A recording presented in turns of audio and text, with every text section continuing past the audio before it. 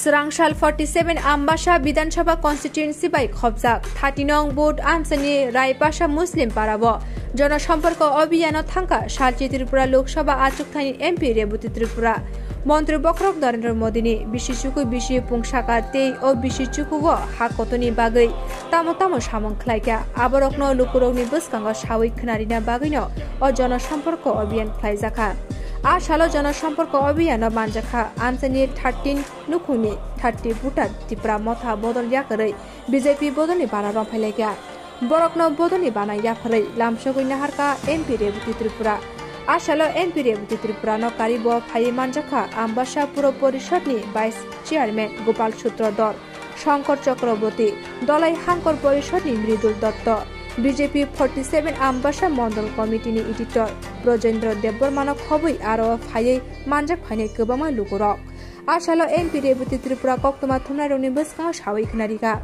Mantri Bokrok Narendra Modi ni Samungno Hamjagai Dalbidal Bodol Yakare BJP Bodoni Bana Romphailai Tonglayo Lukurok Tripura Motha Party Khlainero Bebak Shawi Manbaimani Bagino Tabuk Tripura Motha Party Yakare BJP Party wo Haboi Tonglayo Tamani Hinke Mantri Bokrok ni Kaiseno Ko Sabka Sat Sabka Bikas Phiaba Tripura Motha Bodol Tripura Sha Hamkreni Kok Sapano Baithango Borokni Netarok Shak Baithani Sasamungni Bagi Simi Banchogo Phiaba Paithago Tam Ungno Abo Jorano Sanai Khani Shaka MP Rebuti Tripura Botama Shaka Khnainai di Sinitu Buja Koktoma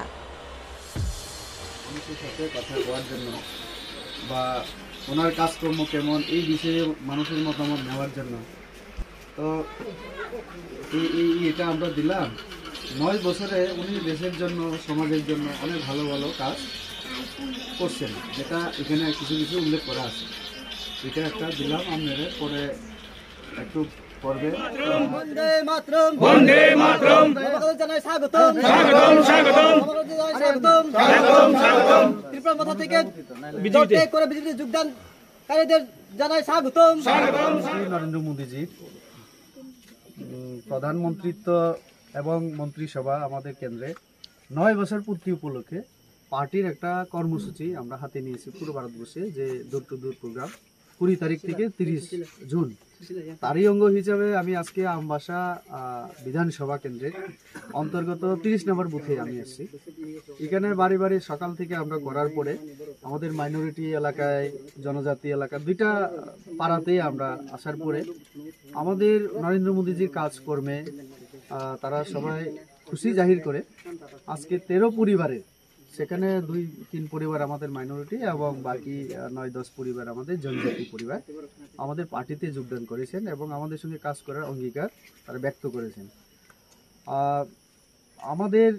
9 বছরে আমরা দেখেছি নরেন্দ্র মোদীজি দেশকে সেবা দিয়েছেন সুশাসন দিয়েছেন এবং গরিব কল্যাণের জন্য কাজ করেছেন তো এইগুলি আমরা প্রচারে নিচ্ছি এবং পাশাপাশি আমরা জনগণের কাছ থেকে আমরা পরামর্শ চাইছি যে আগামী দিনে 2024-এ যখন আবার লোকসভা নির্বাচন হবে ওই নতুন সরকারের কাছে জনগণের কি আশা প্রত্যাশা সেটাও আমরা জনগণের কাছ থেকে জেনে নেওয়ার চেষ্টা করছি যাতে করে আগামী নতুন সরকার আসার পরে সাধারণ মানুষের জন্য এরকম একটা গ্রামের মানুষের জন্য আরও কি প্রকল্প গরিব কল্যাণ প্রকল্প আমরা হাতে নিতে পারি দেশ পরিচালনায় আরও কিভাবে কাজ করা উচিত এইগুলি সম্পর্কে আমরা মতামত নিচ্ছি তো এই যে কার্যকলাপ আমাদের এক তো জনগণের কাছে যাওয়া মোদির সেবা সুশাসন গরিব কল্যাণ সম্পর্কে বলা অন্যদিকে তাদের থেকে আবার পরামর্শ গ্রহণ করে আমরা আগামী দিনে চলার পথ আমাদের ঠিক করা তো এতেই আজকে সন্তুষ্ট হয়ে আমাদের বললো না মোদিজি সবকা সাথ সবকা বিকাশ সবকা বিশ্বাস আস্তে আস্তে আসলো যে হ্যাঁ না মোদিজির প্রতি আস্থা রাখা দরকার বিশ্বাস আমাদের আছে যে উনি কাজ করতে পারবেন একমাত্র এই যে রাস্তা এই এলাকায় দীর্ঘদিনের দাবি ছিল কাদায় ভরা আজকে 7.5 কোটি টাকা এই মোদি সরকার বিজেপি সরকার রাজ্য সরকারই তো দিল তো এই এলাকায় তো ত্রিপ্রাসা 100% ত্রিপ্রাসা এবং মাইনরিটি এই যে এডিসি এলাকা তো এই 7.5 কোটি টাকা আমার এই এডিসির পক্ষে সম্ভব কখনো না আর যেটা সম্ভব সেটাও তো করছে না তারা তো তার জন্য উন্নয়নের এই যে উদাহরণ আমাদের মাননীয় প্রধানমন্ত্রীর নেতৃত্বে এই আমাদের স্থাপন হলো উদাহরণ মানে এস্টাবলিশ হলো আমরা পুরো ভারতবর্ষে যে উনি একমাত্র উন্নয়ন করতে পারেন। তার জন্য নির্বাচনের আগে আমরা দেখেছিলাম যে তিপ্রা মথা দলের সেখানে একটা উত্থান, আর এই সময়ে দেখছি তিপ্রা মথা দলের ভাঙন, এবং একটা ব্যাপক অংশের তিপ্রা মথা দলের কর্মী সমর্থকরা শাসক দল বিজেপিতে যোগদান করছে। কেন এ ধরনের পরিবর্তন? ত্রিপুরা রাজ্যের রাজনৈতিক ইতিহাস যদি আমরা দেখি, আঞ্চলিক দলের উত্থান আজকে না, সেটা 60-র দশক থেকে আমি দেখেছি। আমার জন্ম হয়নি, টিউজেএস থেকে আমি শুনেছি। টিউজেএস প্রথম আঞ্চলিক দল, দীর্ঘদিন ছিল আমি বলবো, কারণ তারা প্রায় 20-25 বছর যাবৎ ছিল। তারপরে যত দল হয়েছে, একটা দলও 5 থেকে 10 বছর টিকতে পারেনি। তার মূল কারণ হচ্ছে তাদের যে আইডিওলজি, তাদের যে কর্মধারা, আদর্শ বলতে কিছু নেই, নীতি বলতে কিছু নেই। একটা সেন্টিমেন্ট এবং